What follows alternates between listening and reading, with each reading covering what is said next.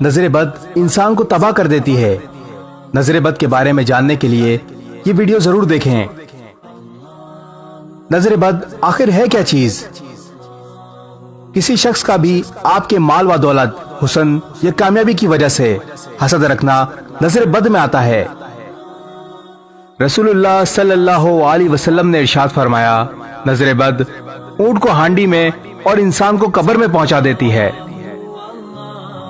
نظر بد سے کیسے بچا جائے؟ نبی کریم صلی اللہ علیہ وسلم نظر بد اور جادو سے بچنے کے لیے معوذتین پڑھا کرتے تھے۔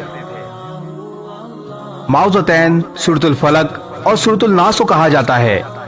آپ جتنی بار ہو سکے ان کو پڑھ لیا کریں۔